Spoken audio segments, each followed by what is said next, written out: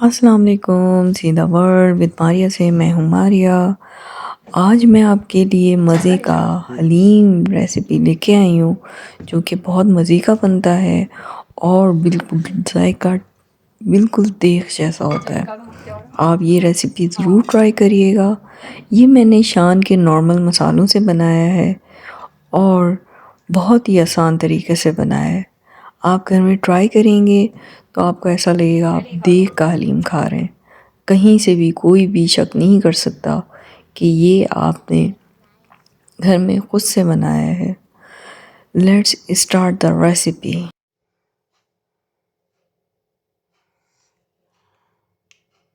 मैंने शान के पैकेट ले लिया है, शान हलीम मिक्स। ये पैकेट आप ले लें। अगर आपकी छोटी फैमिली है तो एक पैकेट काफ़ी होगा।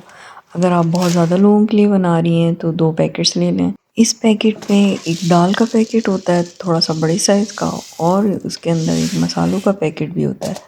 दाल वाले पैकेट को मैंने निकाल लिया है एक बाउल में और उसमें थोड़ी थोड़ी एडिशनल दालें डाल दी ताकि थोड़ी सी ज़्यादा हो जाए दाल।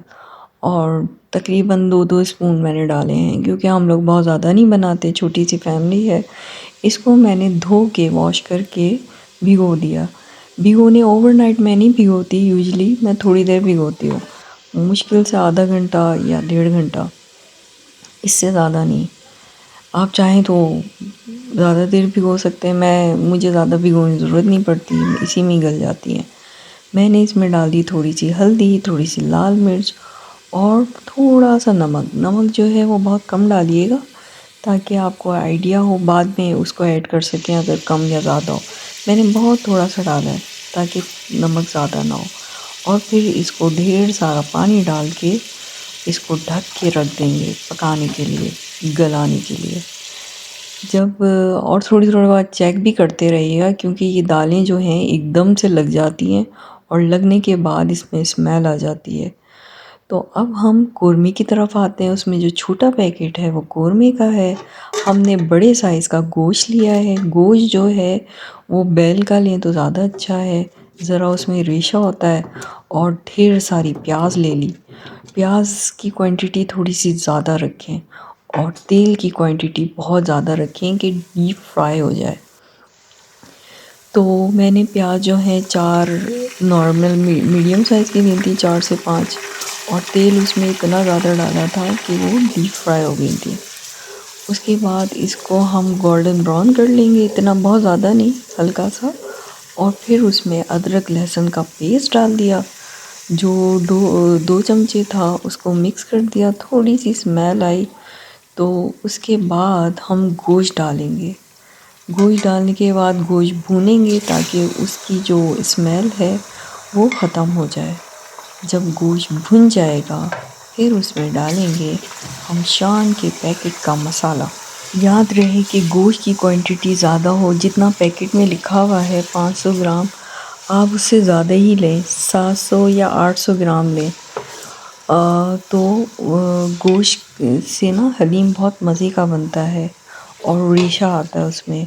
और गोश्त की कोशिश करें कि बोटियाँ थोड़ी बड़ी साइज़ की हों ताकि जो उसमें रेशा बने। और बेशक गोश्त गलने में थोड़ा टाइम लगे, आप कुकर में गला लें, लेकिन गोश्त जो है वो बैल का ही मज़े का लगता है। गाय का जो है वो जल्दी गल जाता है और उसमें रेशा नहीं आता बहुत अच्छा। और तेल की और प्याज की क्वांटिटी भी ज़्यादा हो। जितनी ये तीनों क्वांटिटी ज़्यादा होंगी उतनी मज़े का आपका कोरमा बनेगा। जितना मज़े का कोरमा बनेगा उतने ही मज़े का हलीम बनेगा। अब गोश्त ने अपना कलर चेंज कर लिया है तो मैं इसमें डाल दूँगी शान के पैकेट का पूरा मसाला और उसको अच्छे से भून लेंगे ताकि कोरमे की खुशबू पूरे घर में फैल जाए।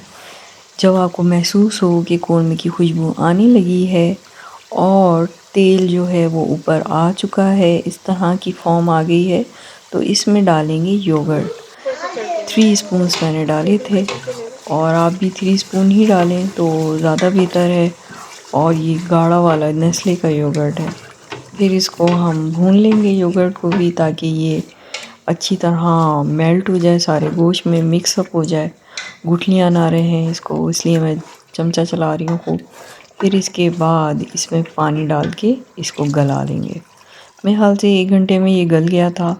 अब गोश्त के ऊपर डिपेंड करता है कि कितनी देर में गलता है।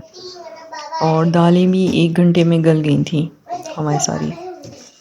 कौरमे को ढक के रख दिया है। थोड़ी देर बाद मैंने देखा कौरमा भून चुका था, थोड़ा सा नीचे लग गया था लेकिन कोई मसला नहीं है। और गोश्त भी अच्छे से गल चुका था। और दाल मैंने चेक की, दाल भी गल चुकी थी, इसका पानी भी ड्राई हो चुका था। अब इसकी बारी है कि इसको दोनों को मैं ग्राइंडर में ग्राइंड कर लूँ अच्छे से।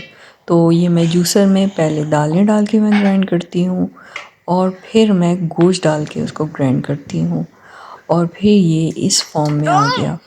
और फिर मैं इसको पकाऊंगी थोड़ी देर। अच्छा, ग्राइंडर में ग्राइंड करते हुए ख्याल रखिएगा बहुत ज़्यादा पेस्ट बनाने की ज़रूरत नहीं है, ना गोश्त का ना दालों का।